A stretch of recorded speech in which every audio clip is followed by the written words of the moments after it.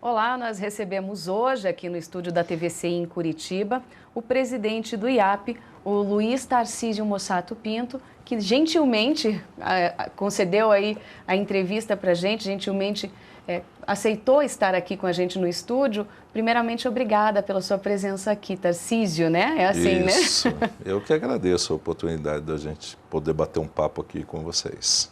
Inicialmente, eu gostaria de saber qual é a função do IAP, para que as pessoas saibam e também porque está havendo uma mudança desde 2013 com relação às atribuições do Instituto, né?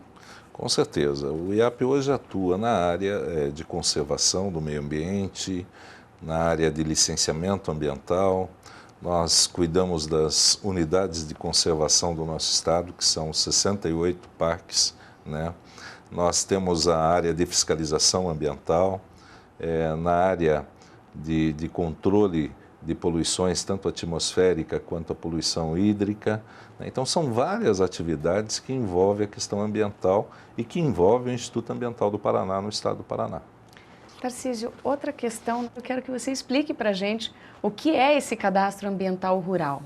Isso, Daiane. Primeiro, é o seguinte, nós tivemos aí uma modificação bastante forte do novo Código Florestal, né? Teve uma discussão ampla no Brasil todo, na Câmara Federal e depois no Senado, e até chegasse à conclusão de um novo Código Florestal brasileiro.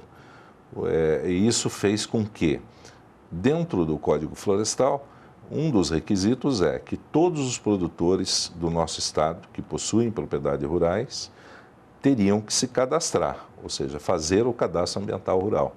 Então, isso é uma exigência do novo Código Florestal.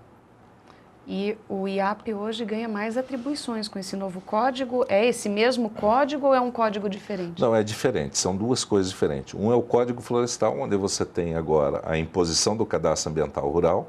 O outro é uma alteração da lei, né, que foi se criada uma lei complementar 140, onde dá autonomia aos estados em licenciamento ambiental. Então, aquelas atividades, muitas delas que o IBAMA só licenciava, passou a ser responsabilidade dos estados.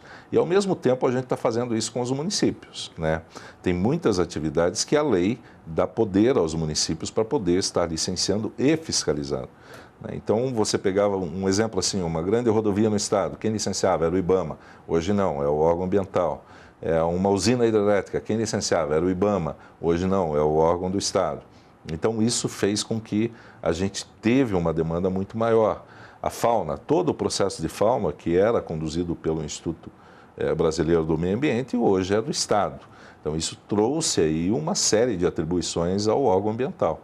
Por isso, a gente tem que mudar um pouco a forma de pensar, a forma de agir, para que a gente consiga avançar, né, para trazer um benefício mais rápido ao produtor rural. A descentralização, ou seja, repassar aos municípios o licenciamento, é uma forma de que o agricultor tenha um processo mais rápido lá na ponta, né? Porque o número de procedimentos dentro da instituição aumentou muito. E aí você fazer processos diferentes. Nós temos implantado hoje um sistema de gestão ambiental que nós criamos e isso faz com que uma dispensa de licenciamento, por exemplo, que você demorava de 80 a 120 dias para obter do órgão ambiental, hoje você consegue, se tiver toda a documentação pronta, em 15 minutos, fazendo isso de dentro da tua casa, e o máximo que pode demorar até 2 dias. Então, essa é a periodicidade que você tem que estar diminuindo dentro da instituição. E aí, para esse cadastro, então, ambiental rural, quem pode fazer? Quem é o pequeno agricultor? Que, né, a gente estava numa conversa prévia aqui e o senhor disse que no estado do Paraná nós temos um grande número de pequenos agricultores. Então, quem é esse pequeno agricultor? Nós temos no estado do Paraná, só para fazer uma comparação assim, nós somos o segundo estado com o maior número de propriedades rurais. Nós perdemos apenas para Minas, né, que são 800 e poucas mil propriedades lá. No estado do Paraná nós temos 530 mil propriedades rurais. Dessas 530 mil propriedades rurais, nós temos 90% de pequeno agricultor, propriedades com até 4 módulos rural. Aí se você perguntar para mim, quanto que é o módulo rural? Cada município define o teu módulo, né? Então ele não tem um padrão único, são padrões diferentes, né? Então o nosso estado ele é muito rico com pequenas propriedades e que tem uma variedade de produção nessas propriedades. Que seria aquela pessoa que mora na colônia, tem o seu, né, pequeno espaço de terra e planta e comercializa aquele produto, ele está inserido nesse pequeno agricultor? Ele está inserido nesse pequeno agricultor. E daí, com esse cadastro, acaba tendo acesso aos benefícios, né? Isso. Aí, o que aconteceu? O novo Código Florestal, ele traz em um dos seus artigos que a obrigatoriedade de todos os produtores brasileiros fazer o cadastro ambiental rural. Nós já temos implantado no estado do Paraná há mais de um ano o cadastro, né? Já temos hoje, somos o 5º estado em número de cadastros ambientais já elaborados, mas ainda é pouco. Isso significa que 6,20% dos produtores rurais do nosso estado se cadastraram. Aí vem uma preocupação.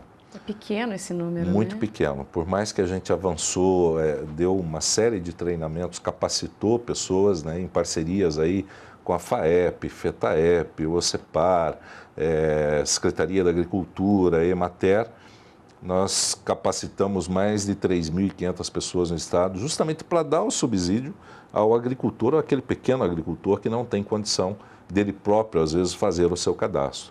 Mas a preocupação que a gente está levantando agora, uma discussão, e aí indo muito para a mídia para pregar isso, é que a partir o primeiro ano do cadastro ambiental, ele vence dia 5 de maio.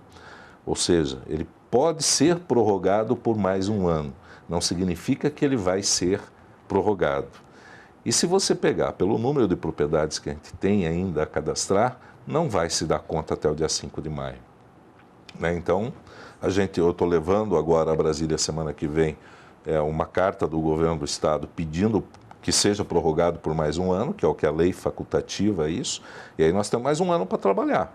E aquele produtor que não fizer o cadastro da tua propriedade, Diana, ele não vai conseguir obter mais os benefícios da lei, ou seja, tanto as linhas de financiamento pelas agências financiadoras, né, quanto a segurança jurídica da sua propriedade na questão ambiental, como as transições em cartórios das suas matrículas, né, e outros benefícios que a lei prevê, das multas ambientais, uma série de questões aí.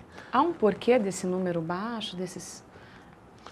Nós tínhamos que regulamentar a lei no estado, né, e isso foi feito. Eu acredito que, a partir do momento que a gente regulamentou, nós já tivemos um aumento até significativo de número de cadastro. Mas ainda há preocupação, ou seja, para a gente conseguir avançar e finalizar, mesmo que o cadastro seja prorrogado, nós teríamos que fazer uma média de 25 mil cadastros por dia, né? E então vai ser, assim, realmente uma correria. E há uma preocupação grande, porque isso não é, na realidade, o Estado, as entidades parceiras, está dando toda a condição ao agricultor para ele poder fazer o seu cadastro. Mas tem que haver o interesse do agricultor em procurar essas entidades para se cadastrarem, né? Porque a gente não vai conseguir ir propriedade por propriedade para fazer o cadastro das pessoas, nem é obrigação do Estado, né? A lei é muito clara, é a obrigação do produtor rural. E não pode ter medo, né, de realizar o cadastro. Às vezes, eu imagino que as pessoas vejam, o IAP vai, né, vai acontecer alguma coisa, que vão ver que a gente está errado aqui, está errado ali, mas não é assim, né? Não é por esse caminho. Não, nós temos uma visão completamente diferente de trabalho, né? Desde o início, o governo tem incentivado a uma conversa com todos os setores, de não ter aquela prática mais tão só punitiva. Volto a dizer para você, é claro, aquele que fizer uma coisa errada, ele vai ser punido. Mas o você expor a tua propriedade não significa que o órgão ambiental vai lá e vai te autuar, muito pelo contrário. Aquele que não fizer, ele vai ter as sanções da lei, né? Você expor a tua propriedade, a lei ela beneficia todo mundo, né? Ou seja, se você tem, de repente eu tenho uma propriedade lá, tem um rio que não tem área de preservação permanente e recomposta. Aí eu posso estar pensando, a hora que eu colocar isso, o IAP vai vir aqui e vai me autuar. Não. A lei, ela beneficia, ela estipula prazo. Você tem até 20 anos para recompor aquela área. Então, não é você expor a tua propriedade, né? Mas sim legalizar ela de uma forma geral perante a lei. Tá certo. Tarcísio, muito obrigada por ter vindo até aqui, né, ao estúdio da TVC em Curitiba. Já faço convite para que você esteja lá em Paranaguá também, no estúdio do Voz do Litoral. Com certeza. E nossa gratidão as portas estão sempre abertas para você aqui. Eu que agradeço, Diana, a oportunidade que vocês nos dão de estar levando ao conhecimento da população algumas atividades importantes para o desenvolvimento do nosso estado e mesmo das pessoas que estão lá na ponta. Estou sempre à disposição de vocês. Tá ok, obrigada. Obrigado.